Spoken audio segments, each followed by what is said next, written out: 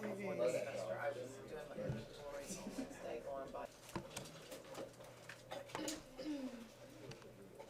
All right, so after I get this produced, it'll be up online. There are links out to my YouTube page, and if you get interested, you could go through and see a lot of them.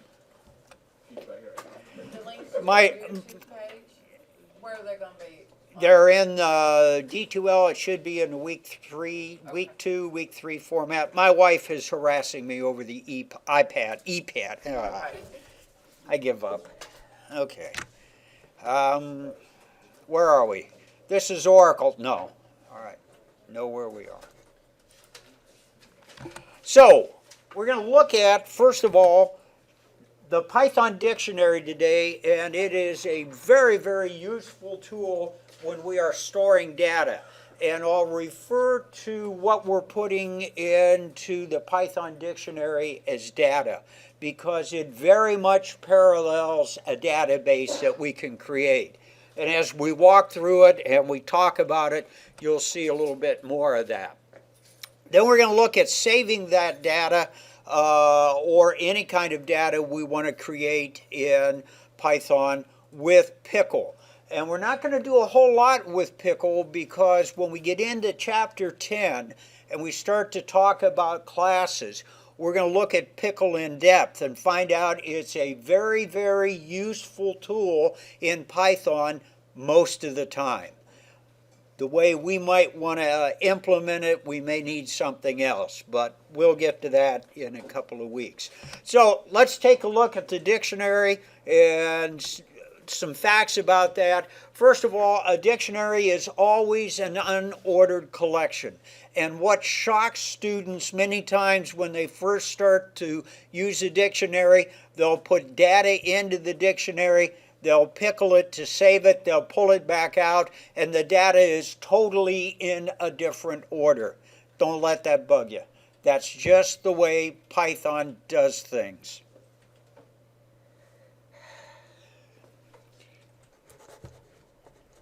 I don't want this recorded.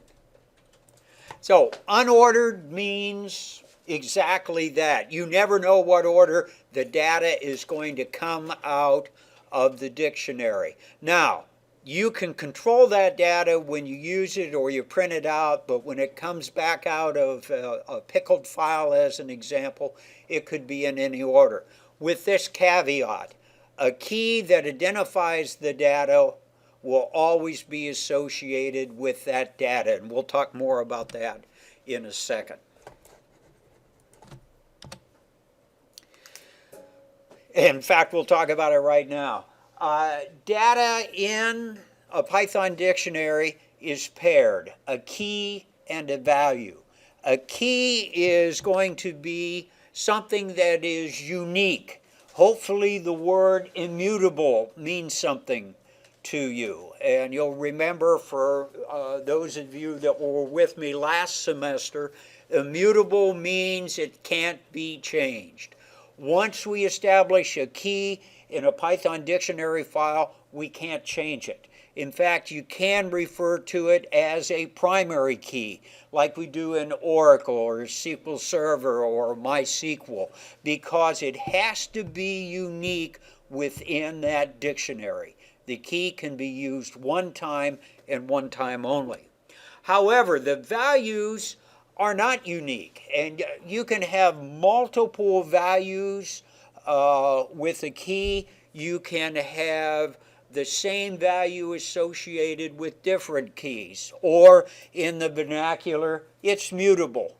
We can change it anytime we want to, or add additional values to it. So keys and values are the primary words that we use to identify that information that's in the Python dictionary. An example of a key and value is something we just did this morning when I scanned you all in. You have a student ID number. I scanned that ID number, and then my Python program down in the office associates that number with your name. All right?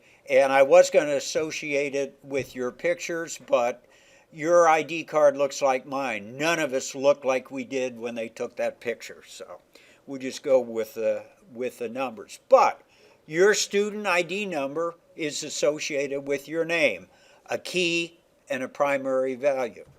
So you say you wrote the program? I wish I did. I'm writing one because I don't like what this one does, but it's not ready yet. In fact, I was up till 11 last night working on it. There is and I'm talking with Ken right now to see if we want to include this, a little caveat for what may be coming in the future. Within Python, and at least in the fundamentals class, we talked about how this is an up and coming language. Facial recognition or object recognition within Python has just made fantastic inroads. There's a program called OpenCV that will allow you to take Python. I could take a picture from up here with my iPod of the class. And as long as I have a reference picture for each of you, Python would go through and look at your picture and identify who you are. It is very, very cool software. If you have done very much looking on the NASA websites where they take a picture of Mars and the picture is sent in bit streams, and if you look at the rough picture, you can't tell, that could be the beach down at Padre Island. But once they run the registration software against it, then it actually ends up and you can recognize features on Mars. That is a based Python program using the OpenCV recognition software.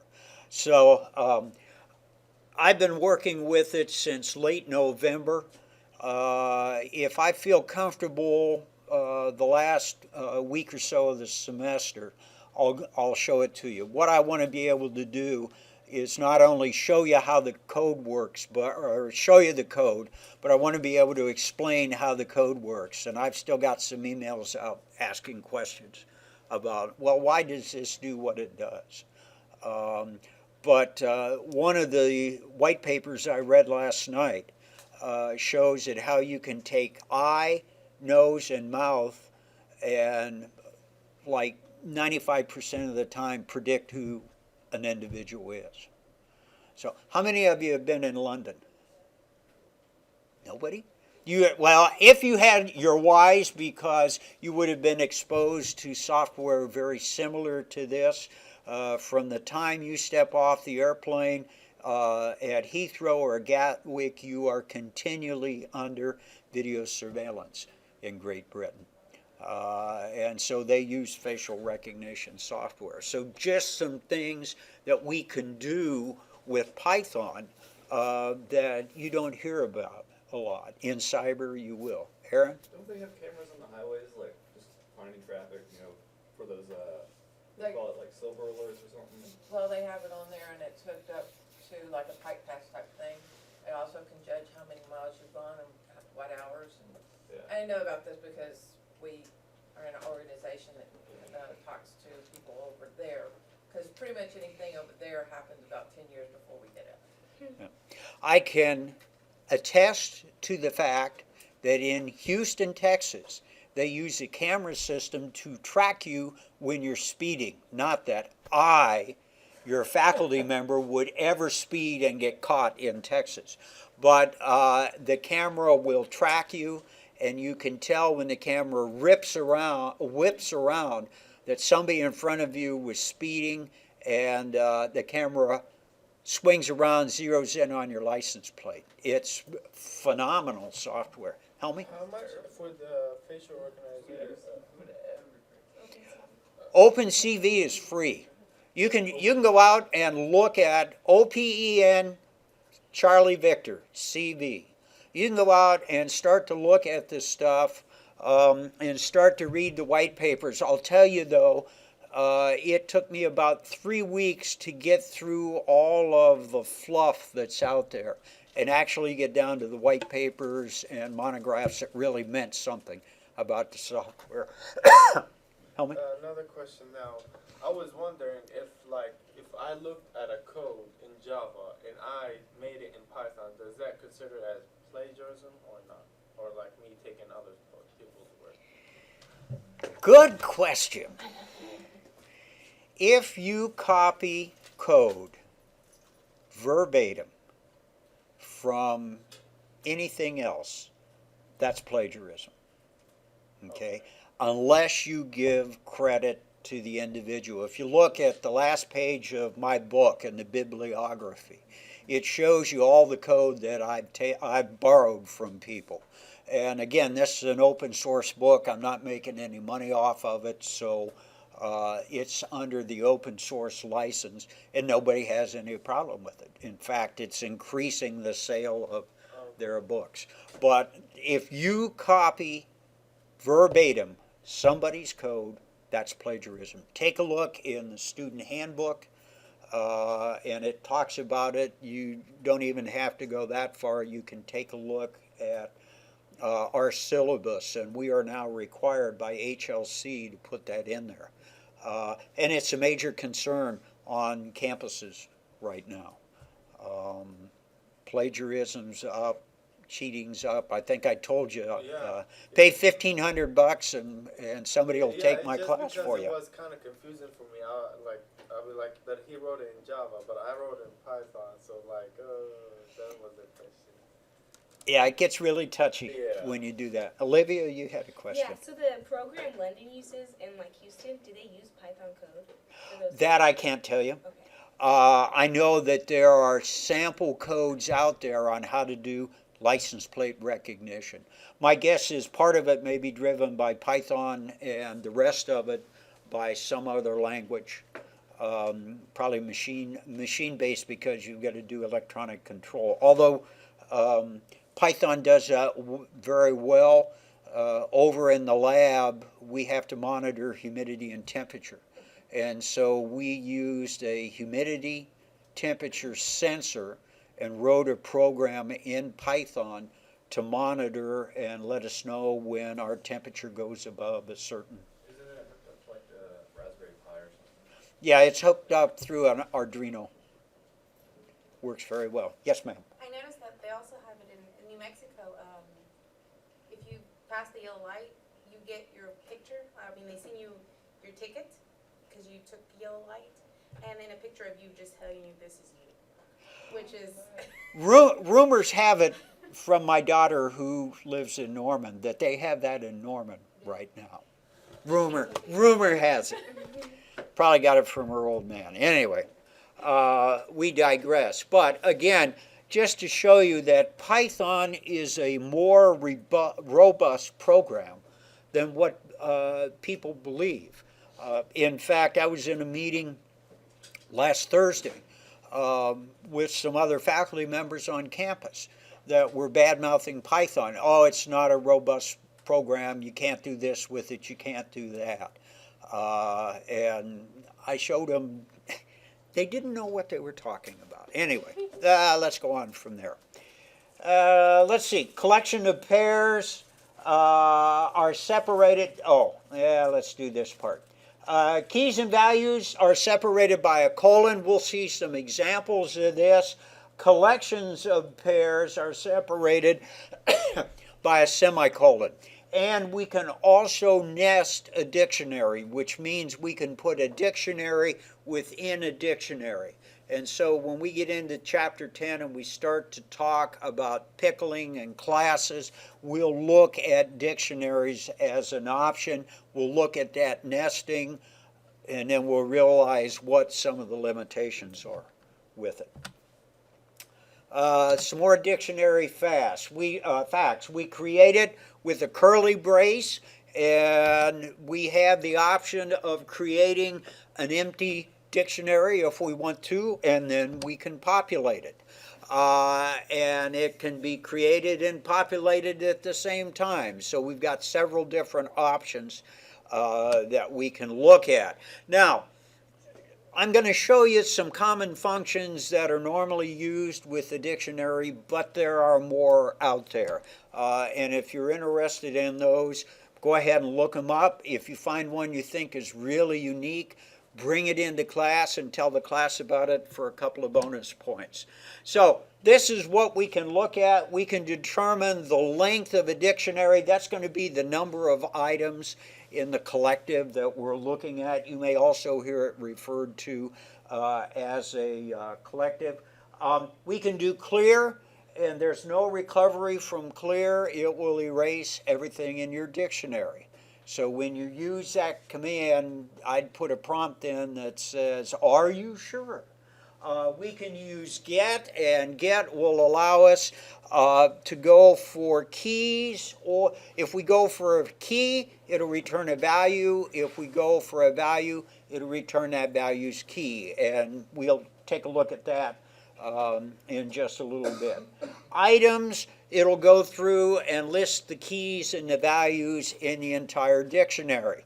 In the sample that I'm going to show you, you wouldn't have a lot of values printed out. If we do a census dictionary that'll contain a couple of million records, and you go ahead and type in items, you'll get all 1 million records printed out. So be careful when you use items. Values and keys, again, we can list only the values or only the keys. We'll look at an example of that. And updates, we can update with a new set of values and keys, or we can update a value that's associated with the key. So there are a lot of different options out there to take a look at. And so we'll check some code here. And if you want to bring up Python and type this in, I'll give you a couple of minutes to do that. If you don't want to do that, you might get out of class early, so your option. But let me explain as you're bringing up PyCharm. I set up something called a phone list. Again, we created it as a blank dictionary, and we're going to come back to that one. I also set up a dictionary called My Cars, and this one, as I created it, I also populated it. So I like to, it's from my Oracle training, I like to use numeric values as keys. So I picked the year and then the car that I owned, and you can tell when we got married. Ford Falcon, Mustang, Chevy, and then a Datsun station wagon. So those are my values. I can pull up 1974 and see Datsun, or I can say, when did I own the Chevy Chevelle gas hog? 1971. And actually driving out to Vandenberg, California, I found out that that car actually would go 125 miles an hour where there was no speed limit. Except the gas gauge just kind of went like that, and all of a sudden I was looking for a gas station. If I want to print out all the values for my cars, I use the very simple print statement, my dictionary name, and then values. One of the things you need to remember is the double parentheses after values. So I'll go ahead and let you put that in.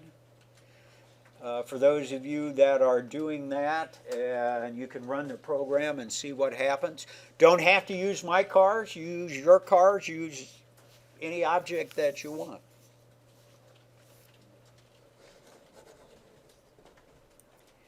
Most of the keys have stopped clacking. What we're going to do in the next couple of slides is take and modify line 14 to do several different things. So if you run the code here, it's going to print out all the values that we have. The next change that we can take a look at is just printing out the keys. So change values to keys, and when you run the script, you'll print out the years that the cars were purchased.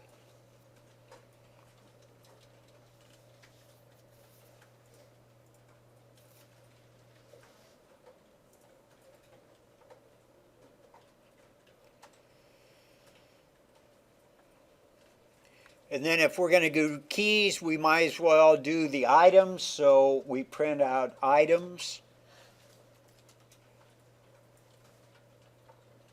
And you can see what that does.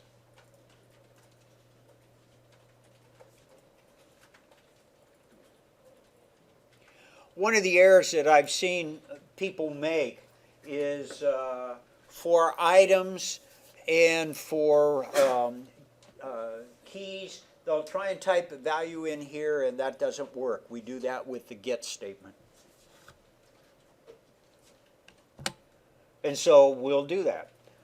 Here we're getting year 1991, so it'll print out Chevy Chevelle.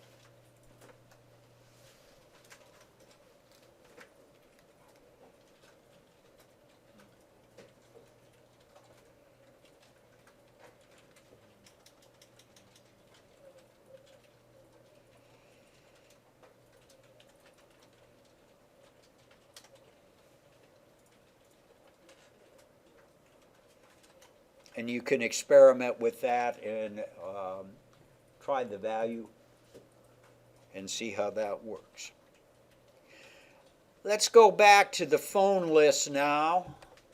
And line 8, my phone list update, and I've entered again a key value, 7375 and Sasha. All right, so that's going to create the key to go with it. Yes, sir. I was gonna ask you, what if you had like 2 cars from 1968 and you only wanted to pick one of them? Fortunately, I didn't. You could not use, well, you would have to do multiple entries that would be separated by a comma. So it'd be like 1968 and then parentheses 1 or something like that? Well, let me think. 1968, colon, quotes, Chevy, comma, I don't know, Mustang, and then, no. Go ahead. Change the key instead of the number being the key, the actual name of the car being the key, or is that not what you're thinking? Yeah, but then it wouldn't be unique because I could have owned a couple of different Chevelles. Probably the best way to do that is nesting. Nesting, and we'll do that in a couple of weeks.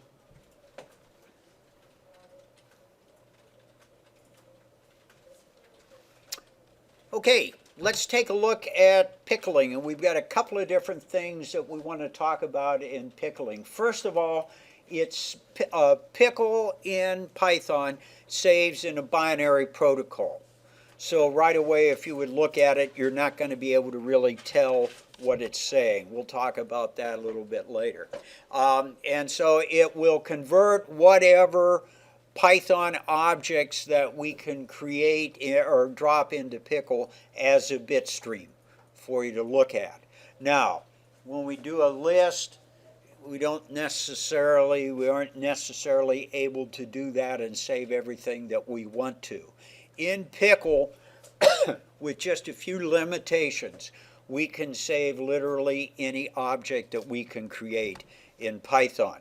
So this is also known as serialization or marshalling or even flattening. We'll refer to it probably as serialization as we get into it in Chapter 10. And when we talk about the process, we'll either talk about pickling or unpickling a file when we go through. And that seems to keep it, everybody gets comfortable with that. And if you go out on the internet and look, everybody's got a pickle joke for Python, all right, about Heinz 57, and go look at them on your own. If you find a good one, bring it in. Python tradition, all right, or Python culture, and you don't have to do it, but Python culture says if you are creating a pickle file, the extension is P for pickle. And you'll see I've got an example. It stands out when you look on the navigation pane in PyCharm. And so that P indicates that we're in a pickle file. And I would request that you use that when you write your code. Now, a thing about pickle. A lot of people think because it writes out in binary and you can't normally use a word processor to open it up and read it. It's a secure file. It's not. In fact, I believe Notepad++ will read the file and convert it from binary back to text. So it is by no means a secure file or a way that I would recommend that you store passwords or account numbers or anything like that. But it does give a little bit of security to a file while somebody that doesn't know what they're doing can't read it. Bottom line, yeah, Pickle files can be hacked, so help yourself and be careful. So here's some guidelines for pickling objects. Again, we'll look at this a little more in Chapter 10. The end of Chapter 7, or Chapter 7 is just kind of an overview with this. Every attribute can be pickled.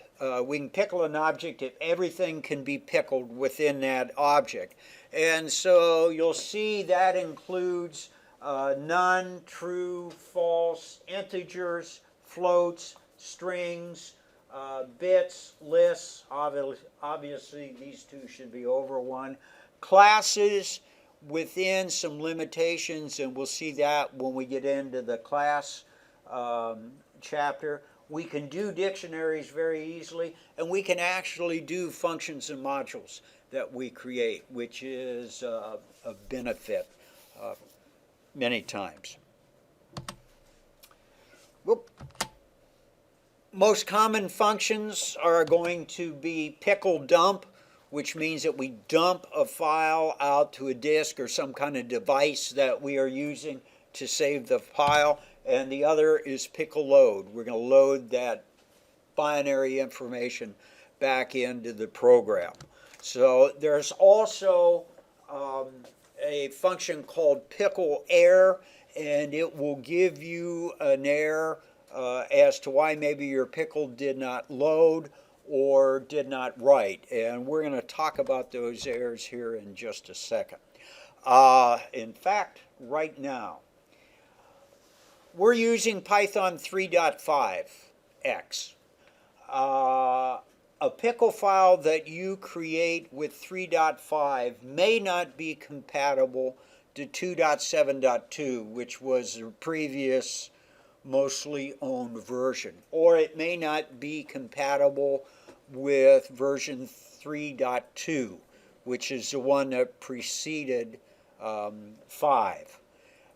So you need to be aware of that. So you'll need to have some consistency in the Python platform that you're using. You may not be able to see the text of the file with an editor. We've talked about that, although as I recall, I was able to read it with Notepad++. And you can take a look at that. And for those of you who use it, I like the frog. That will mean something. May not be readable after a script update. This creates some problems, especially as you're developing software. You may go through and you may change the process on what you're writing, or you may change how you're reading the pickled file back into your script. And when you do that, it could render the file unreadable. Not unusable, but unreadable. And I'm going to show you how to fix that at the end of this lecture. Nifty little tool that's in PyCharm for us. So it may not be readable after a script update. And again, that's a file structure change for any reason at all. And if you change how you pickle the file, how you read the information in and out, again, that can cause you a problem as you go through. Now, here's an example of a simple pickled file.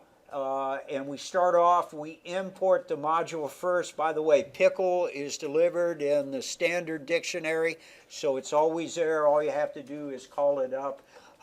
And I went through,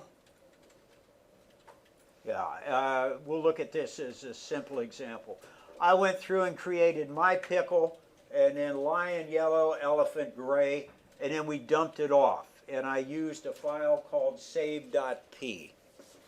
All right. If you do that, then you'll create a pickle dump file.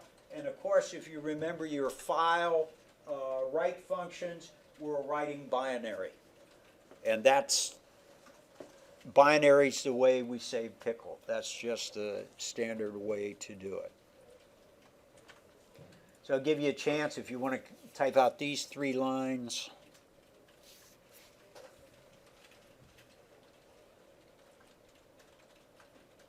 And when you run the script, take a look in the navigator on the left-hand side of your screen, and you'll see how the file is saved. And then go ahead and double-click on save.p and see how it opens up even in the PyCharm editor.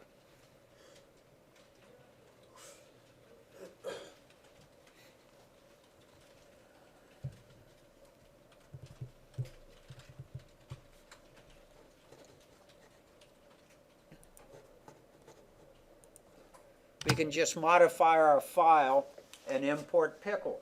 Notice how we do it. My list. I don't have to say that this is going to be a list.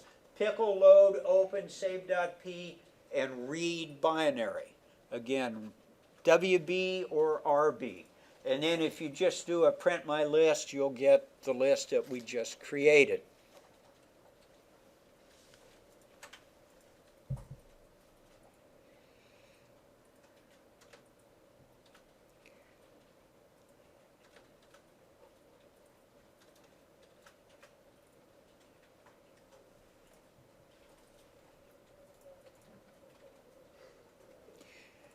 And let's take it a step farther. We know in Python when we create a list, we can combine string and numeric or float values if we want to.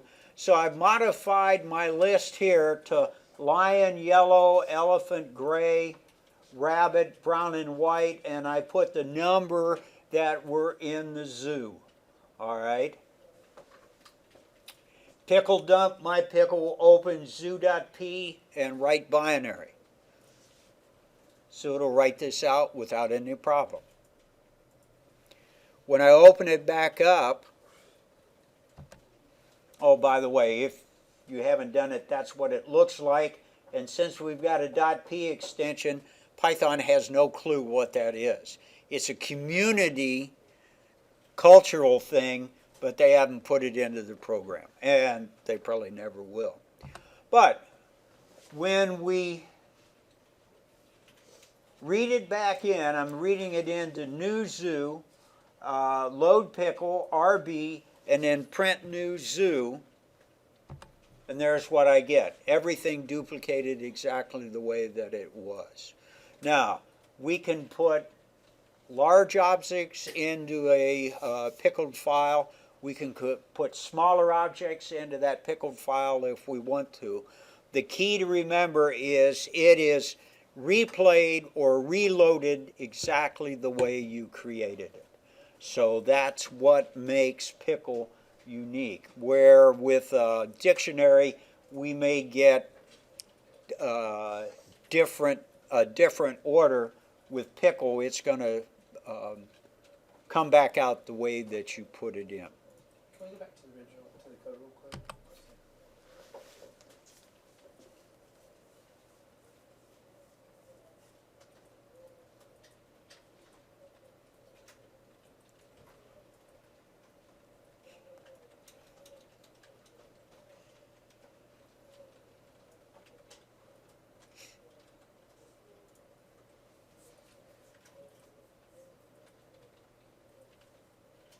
Get what you wanted down. Okay. Any questions on this part? Okay. First off, next session we're going to start with functions, and then we're going to proceed into chapter 9, which is modules, and we'll learn actually what we're going to look at and learn is how to create our own libraries. And so there's a standard library, but there may be a library that you want to create on your own. So we'll take a look at that. Okay, we gotta stop.